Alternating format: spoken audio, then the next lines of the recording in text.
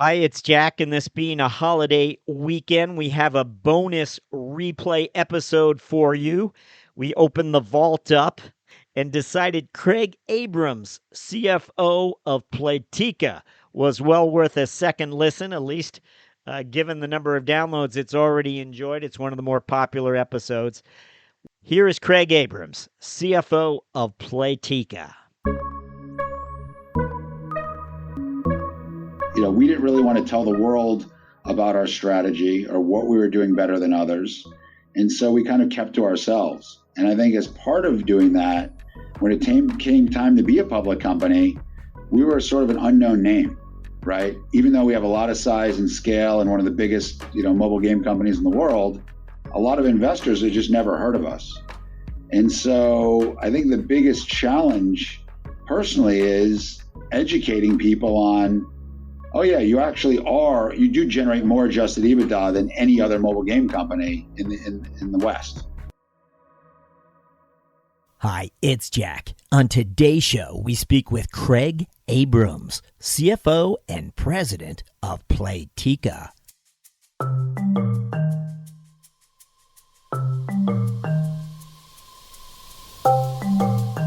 When Craig Abrams graduated from Harvard Business School, he would turn a blind eye to those career opportunities waiting for him at hedge funds, investment banks, and strategy consulting firms. Instead, Abrams moved to Las Vegas, where he was hired to help create a new sports and entertainment group for Caesars. Within 6 months, Abrams was helping write a business plan that would launch Caesars Interactive Entertainment. Once funded, Abrams landed inside the new business's corporate development lane, where he blazed a path to the CFO office. Whereas finance leader for Caesars Interactive, Abrams became acquainted with a small Israeli company known as Playtika. And Playtika had a hit game known as Slotomania. Caesars was smitten, and transactions followed. Or so Craig Abrams tells us on today's episode. We begin after this. Did you know more than 60% of B2B invoices are paid late? Well, then it should come as little surprise that the priorities of finance leaders have shifted towards accelerating cash recovery and scaling business growth.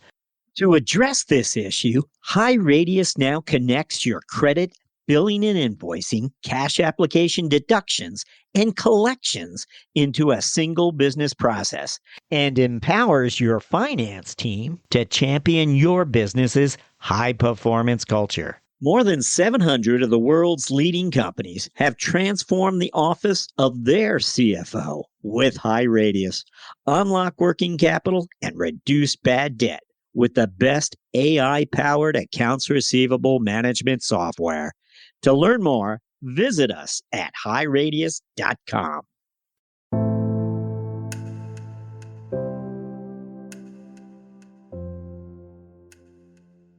Hello.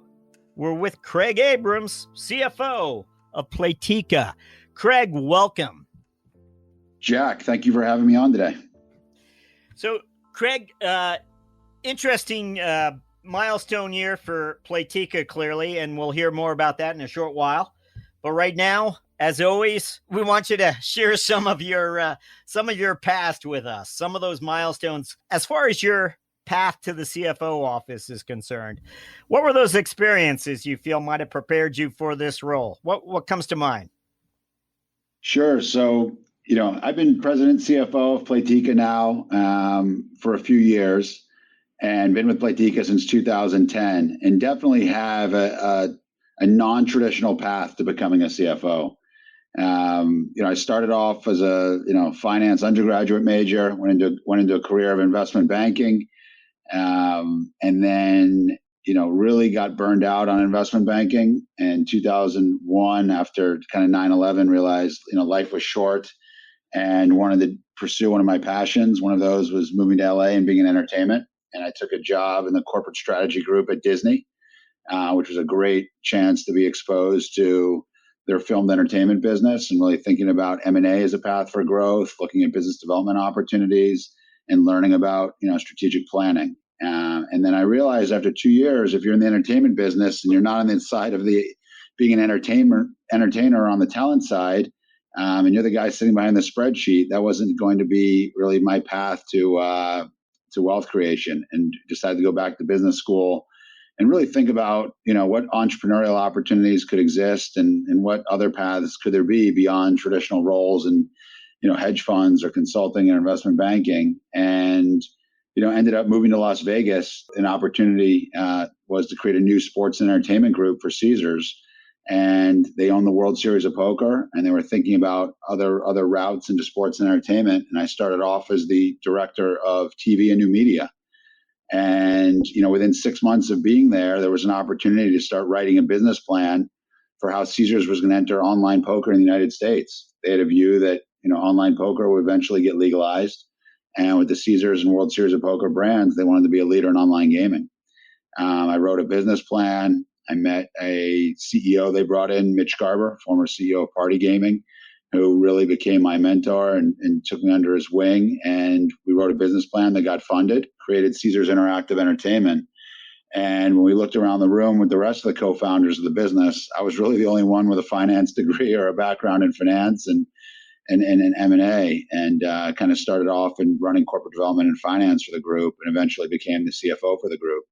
In 2011, we started to realize in the start of that year that online gaming wasn't going to be legalized anytime soon, and we had to pivot to a new opportunity. I had been spending a lot of time spotting some of the trends that were happening on Facebook, in gaming and on mobile, and we met a company in Israel, Playtika. Robert Antical was the CEO and founder of the business. The company had just been around for just over 6 months, and they had a hit game, Slotomania, on Facebook.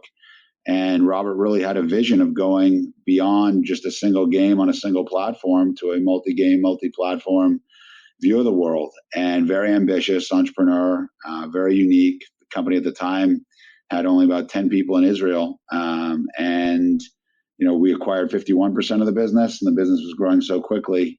We acquired the other 49% within 6 months, and been really a partner to Robert's ever since, and helping grow the business. And it's been a great pair, and that Robert is really the visionary entrepreneur, and I was the kind of steady hand from a finance perspective, and with an M&A and corporate development background, helping focus on growing the business via M&A.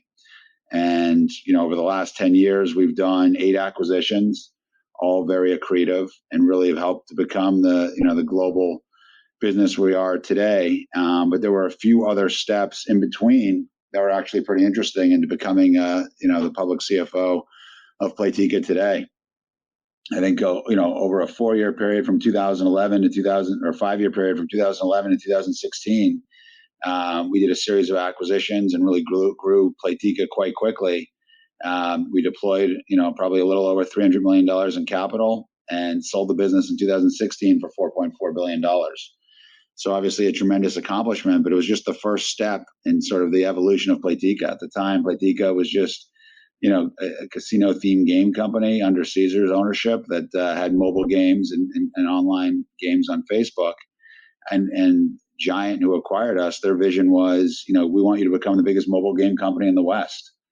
And we went out and started acquiring, companies in the casual space, and we were private at that time. There was a stint where we were public as part of Caesars, where I was the public CFO of Caesars Acquisition Company, and had that experience. And I really enjoyed going back to Playtika as a private company and just getting to focus on growing the business, thinking strategically, focused on growing the company. And then in 2019, our majority shareholder came to us asking to do a dividend and to raise some debt. And as part of that, I went back into being the CFO of the business again, and we raised $2.5 billion in debt and did a dividend, and then refinanced that debt more recently, and took the company public in January of 2021.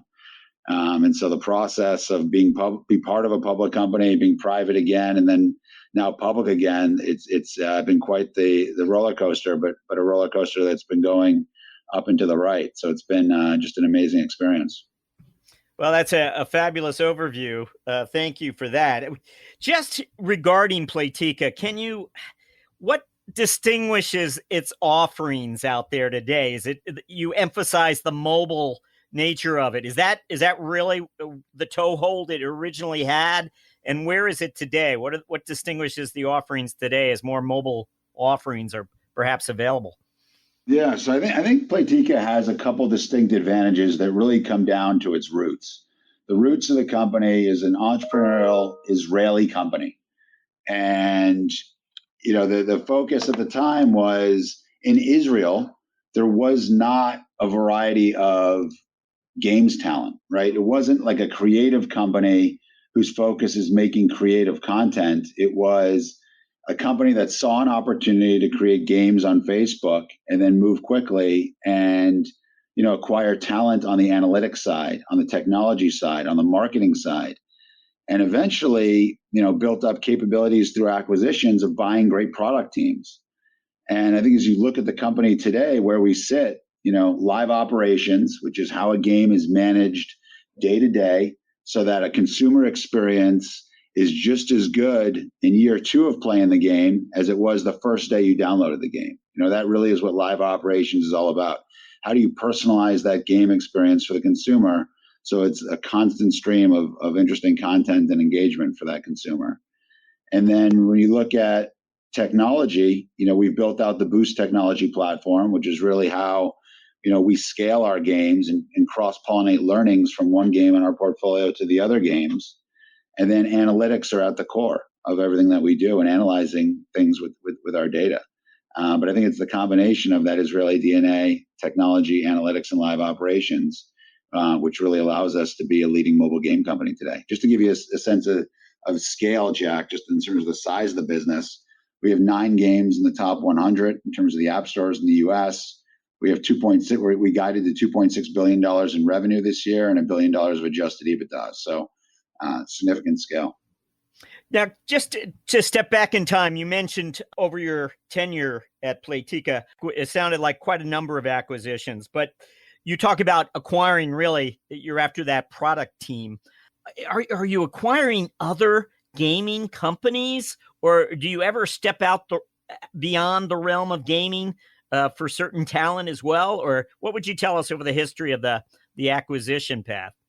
Sure. Great question, Jack. So 8 of the acquisitions that we've done have been game studios. These are game companies where they have, in some examples, one hit game, in other examples, a portfolio of games, and that we bring into our product suite. And we really try to help those management teams grow their business. On top of that, in order to scale the way that we've scaled, so quickly, we've had to do, as you mentioned, sort of acqui-hires. We've bought marketing teams, we've bought machine learning and artificial intelligence teams. We've bought R&D studios throughout Eastern Europe to really scale our R&D capabilities. And today we have close to 4,000 employees around the world. So, in order to really, grow quickly and keep up with our business, it's really been imperative to pair M&A with that growth strategy. Now, okay, over the last 12 months, have there been other acquisitions as well? So our last studio acquisition was in summer of 2019. We've done some smaller acquisitions, but not studio acquisitions since then. And the focus over the last year and a half has really been the integration of the acquisitions that we did in 2018 and 19, of which we're still working on today. Just to give you an example, one of the last acquisitions we did in 2019 was a company called SuperTreat. Just in this last quarter, we've grown that business over 3.5 times in that 2-year period. So, still focused on those synergies of growing those businesses we've acquired, but M&A, is clearly a core part of our growth strategy on a go-forward basis. Be curious, where are your product teams today? I imagine they're in different parts of the world, but are they mostly outside the U.S. or inside the U.S.? Yeah, mostly outside the U.S. So we have just over 800 employees in Israel. We have a number of product teams, especially some of our oldest titles are based in Israel. Plus, the Jelly Button studio that we acquired is based in Israel. We have in Berlin, Germany, the Wooga team that came through an acquisition in 2018. We have in Helsinki, the Seriously team that came through the Seriously acquisition in 2019. We have studios in Montreal, in London. So definitely a global business. We have some studios that create content in places like Las Vegas and Chicago here in the U.S. But most of the content production is outside the U.S. Now, post-merger integration, as you said, you've been focused over the last year really on integrating these properties and holding on to the talent. I mean, what's unique about gaming when you do an acquisition? What would you say, hey, we have this track record, and one of the things we've learned about gaming is this when it comes to M&A? What would that be? Yeah, so I think with gaming M&A, you see probably a lot more earnouts than you see in traditional transactions, especially when you have studios that are pretty young in nature. A studio may have a hit game that's only been around for 1 year or 2 years, and as part of those negotiations, a lot of the times, the risk sharing on the valuation is the question of paying all up front versus paying a portion up front plus an earnout. And a lot of times, I think probably in games deals, you end up seeing earnouts more often than some other industries. I think earnouts are good for a few reasons. It's like obviously you're mitigating the amount of capital you're putting up front at risk. Also, you're kind of giving the team a real reason to stick around and swing for the fences and hit a home run. And I think in all the deals that we've done, we've really tried to max out the earnouts. But as the more successful the companies are that we acquire, not only is it a great case study for the future, but the more successful we are as a company. And obviously, we structure the deals in a way where it's a win-win for everyone. So I think that's unique. I think something else that we're very thoughtful about is how do you retain people? At the end of the day, game studios are just collections of people, right? And if the people walk out the door, the talent's out the door. And so what's the right way to retain people over the long term? Or figure out a structure where if they don't want to be there forever because they want to make the next game, that we have a plan in place to accommodate that. And I think us being so thoughtful over the years and how we structure deals is why that so many of our transactions have been so successful. Now, when you evaluate possible acquisitions, do you have like an FP&A SWAT team that you've put together over the years, or who's involved? And I guess I'm looking for how those FP&A professionals that are part of your finance organization, I would think, play a role in helping you determine what would be a good fit and why another company might not be a good match. Absolutely. So we actually source transactions through our corporate development department. Corporate development department reports directly to me. Obviously, I ran the department for a period of time prior to being the CFO, and so it's an area I'm passionate about, and it is a key growth vector for us as a company. And then that team is staffed with people with experience, everything from investment banking to private equity.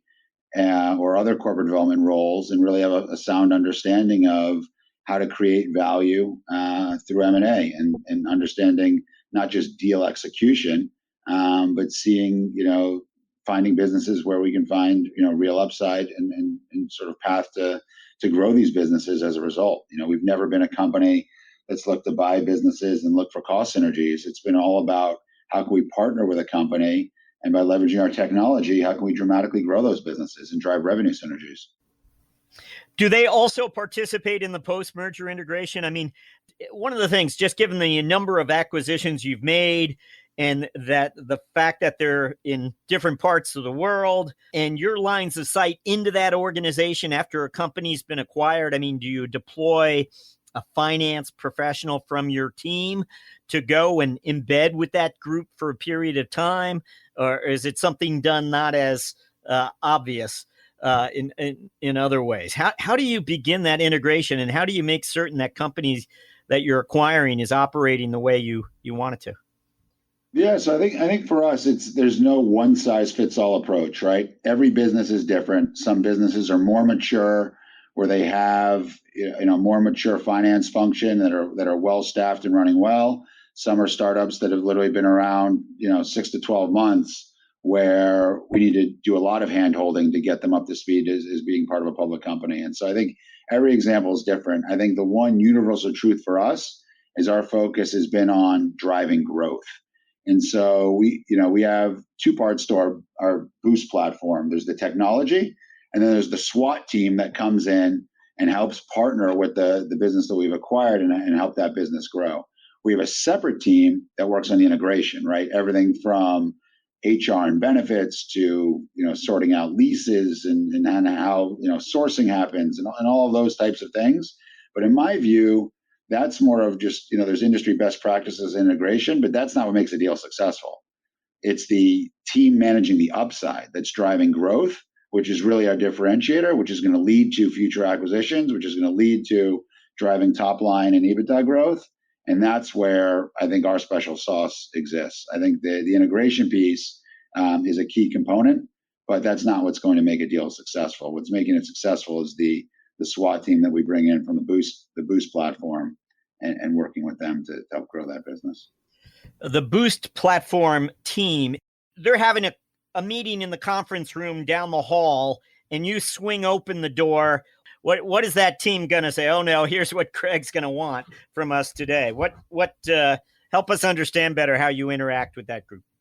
Yeah, so I think that group, what they're really doing out, post acquisition, is really figuring out, what's the roadmap look like. For a game business, it's all about that product roadmap over the next 12 to 18 months, and what's missing. Is it product features that are missing? How are you going to grow this game, right? Grow the audience, grow the number of paying users, increase engagement. Are they weak on monetization? Are they weak on marketing and they need to ramp up efforts there? Do they need to beef up analytics and how they analyze the data and in A/B test? It's all of those things that are critical to growing a games business. And live operations is really our core competency, and that's the day-to-day of running a games business. I think a lot of game entrepreneurs, what they want to do is create a great game and come up with the next creative feature that's going to grow the game and then move on to creating other great games. And I think that's where we're a great partner in that when we come in, we love the creativity. We love partnering with great entrepreneurs. And then we can bring in the know-how on how to really dig into growing the audience, more deeply personalizing, that content they see and making it so that every day that consumer logs in, that when they play the game, it's just as fun, if not more fun than the previous day they played it. And that's our challenge. And working with folks to make that happen. Since going public, you clearly have spent a good deal of time explaining the story and the potential looking forward to the street and to analysts out there. Is there one part of the story that you've had to take, extra measures to communicate and make certain they understand why this space is maybe unique in some way or whatever it may be? And again, you got to grow this company through acquisition in the past, and now you're public, so you have this extra burden of explaining the vision and getting across your points to a larger group of probing folks. What would you tell us? I mean, as you try to communicate the story, what have you learned as far as communicating it, where you need to clarify sometimes? Sure. So, we were a private company for so long. And because of that, what we really saw as our key advantage is, we didn't really want to tell the world about our strategy or what we were doing better than others. And so we kind of kept to ourselves. And I think as part of doing that, when it came time to be a public company, we were sort of an unknown name, right? Even though we have a lot of size and scale and one of the biggest, mobile game companies in the world, a lot of investors have just never heard of us. And so I think the biggest challenge personally is educating people on, oh yeah, you do generate more adjusted EBITDA than any other mobile game company in the West. And we do have more titles in the top 100 than any other mobile game company in the US based on in-app purchases. And, it's like, investors are like, well, why haven't I heard of you? And so I think our biggest challenge is now staffing up there, right? And building out communications as a core function and actually telling people more about the great things that we're doing. And I think that takes time. And I think that's definitely frustrating for me is that obviously we know all the great things that we're doing and now we're telling investors about it, but actually telling more than just investors and actually telling, media and having media write about us. And so doing a podcast like this is something that I've personally avoided over the last 10 years. And so I think it's these types of opportunities are things that as a company, as you kind of grow up and as being a public company, are the things that you start to need to have to do. And so I think changing some of our DNA to being more open, to sharing more about our stories, both personally and professionally, and about the business, that's going to create more opportunities as well for investors and others, and even our consumers to learn more about us. And so I think that's one of the big challenges for us. As we were originally learning about your career, you mentioned how the regulatory environment at one point didn't change as quickly as perhaps you were hoping it would. I'm curious, can you maybe just give us a sense of gaming, for those of us not as familiar with the gaming as others, the regulatory environment today? Is it and where the U.S. is relative to other parts of the world? I mean, is there a bigger opportunity for Playtika in Asia or wherever in parts of Europe than there is in the U.S., or what would you explain to us?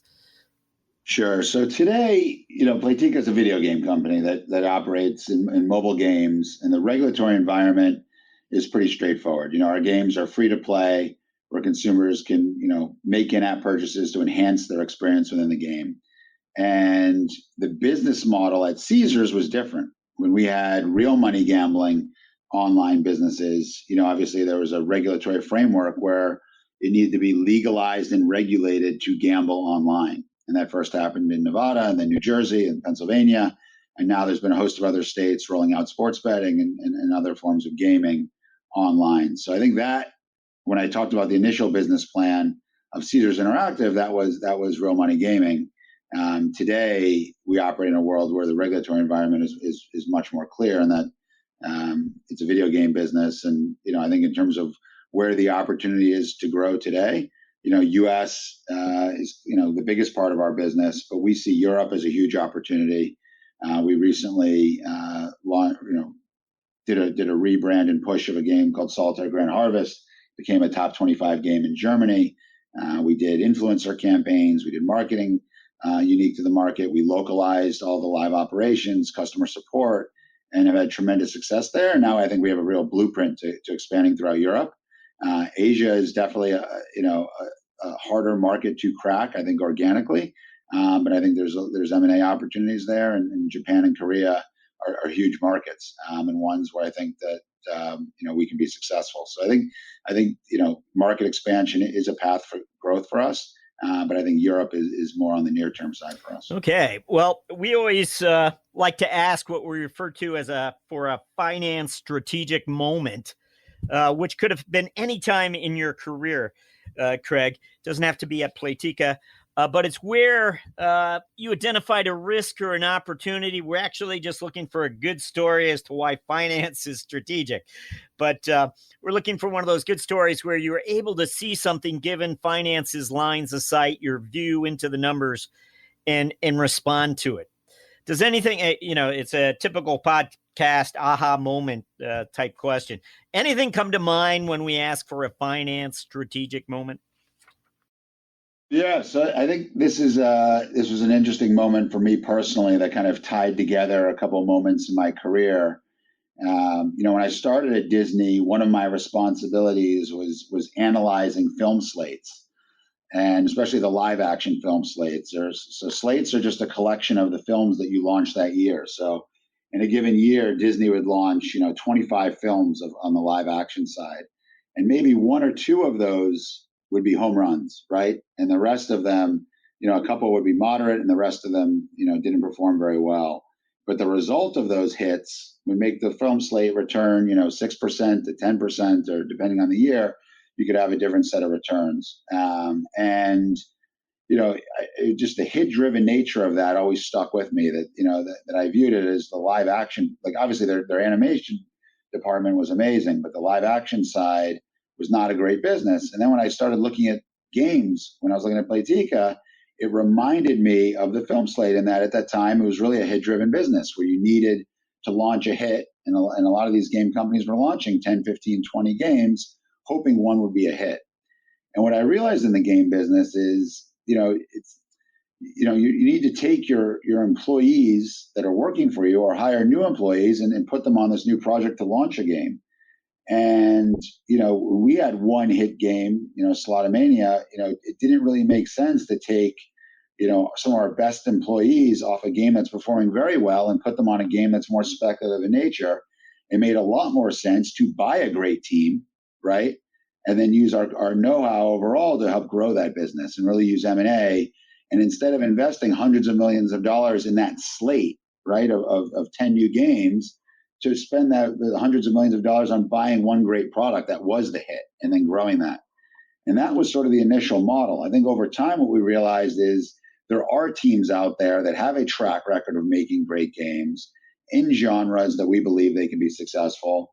And, we need to be in the new games business. And we've started to get into the new games business over the last few years. And we just announced recently that we have a new game coming out this fourth quarter. So I think now, we've been part of it, but I think part of that early realization, and now you see a lot of games companies using M&A as a growth driver, but we were really one of the first to kind of really exclusively use M&A as that pipeline for growth. The business landscape is changing quickly. As the pressure to manage expenses efficiently and strategically increases, you need solutions that not only help drive down costs and improve efficiencies, but meet the changing needs of your business. At U.S. Bank, we can help. We'll work with you to uncover your specific payment challenges and bring you proactive and innovative solutions and strategies that help you meet the financial goals of your organization.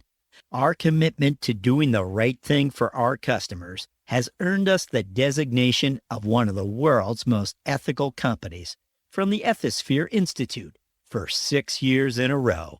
To learn more, visit us at usbpayment.com.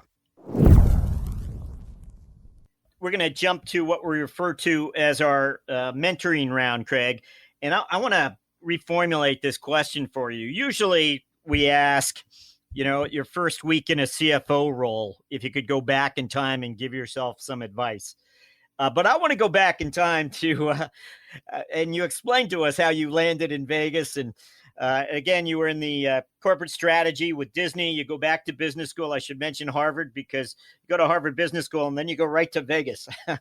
I think it's kind of an interesting thing. I'm sure there were relationships that you had or discussions that you had that brought you there. But would you have done it any differently?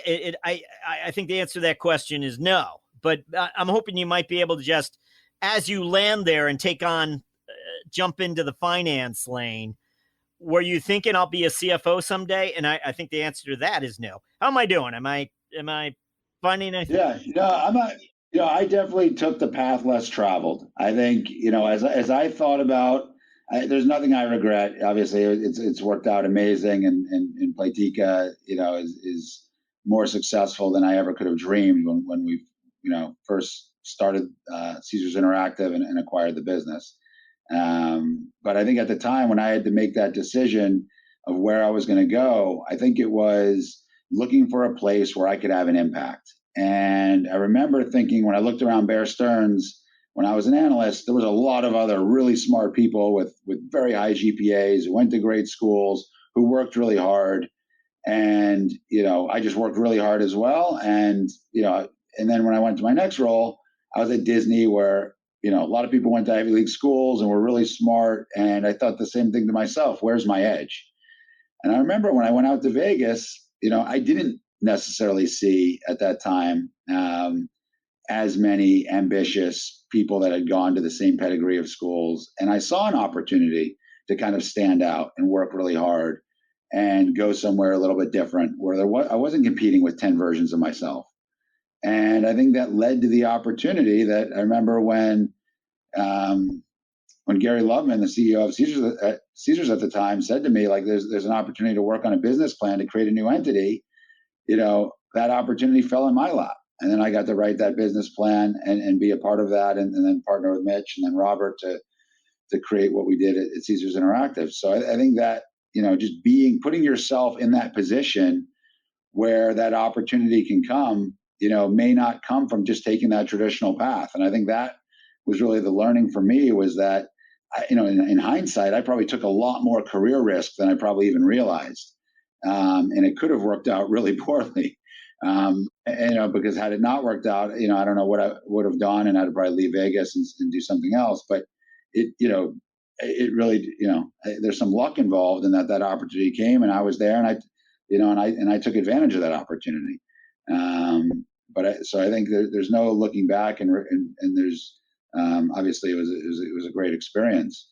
But I think if I had to give advice to anyone, sometimes it's think outside the box and take that career opportunity that maybe others don't see that path, but you see it. There's a path for you to stand out, and hopefully those opportunities will come with hard work and dedication. Great insight there for us. So thank you.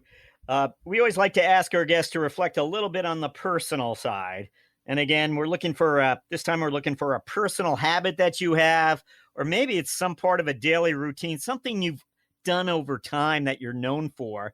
It might be something more, maybe a family member or a friend might be more aware of than your colleagues. What would you tell us? Anything? What a personal habit or a daily routine that you have?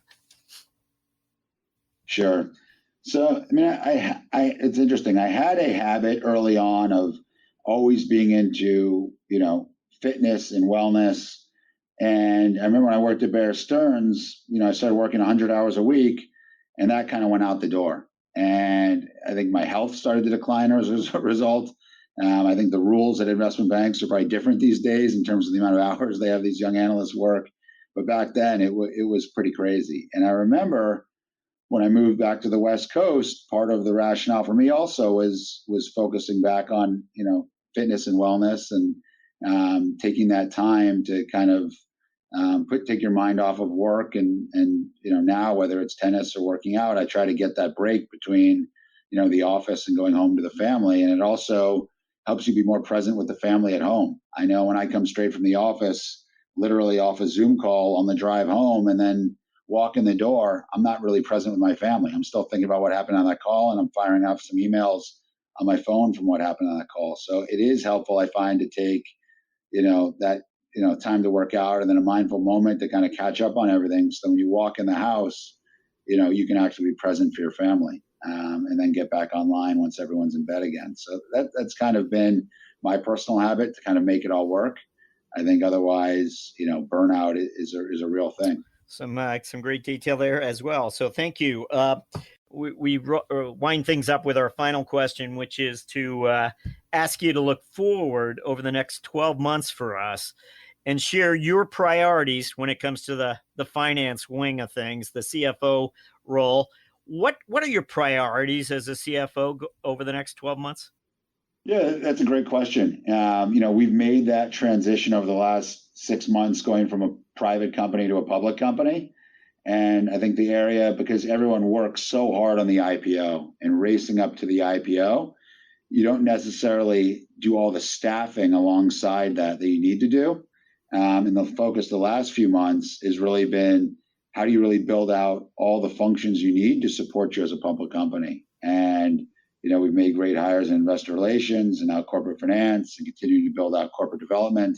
And then on the accounting and tax side, continue to make great hires as well, to get us to the point where, the quarterly reporting cadence is extremely smooth.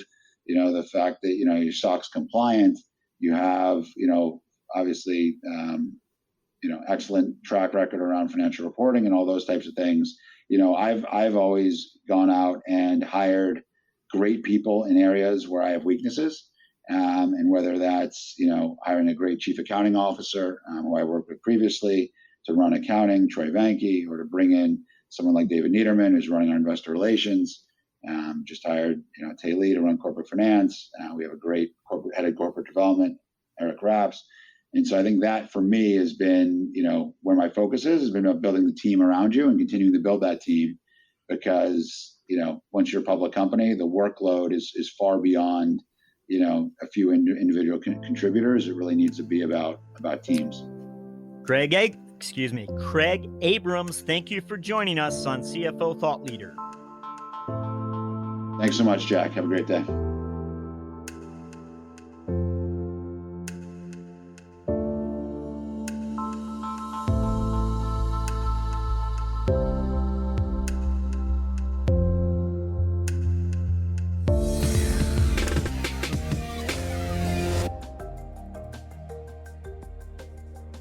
Hello, listeners. Do us a favor. Be certain to subscribe to CFO Thought Leader on Apple Podcasts, or if you're an Android user, check us out on Spotify or Google Play. If you like the show, please recommend it to a friend. Oh, and by the way, the CFO Yearbook 2021 print edition debuts on Amazon this quarter, featuring 100 profiles of finance leaders from our 2020 season. Would you like to learn more about our CFO guests? Order the CFO Yearbook 2021. Thank you for supporting our efforts to bring you career journeys of CFOs driving change. We'll be back with another episode very soon. Thank you for listening.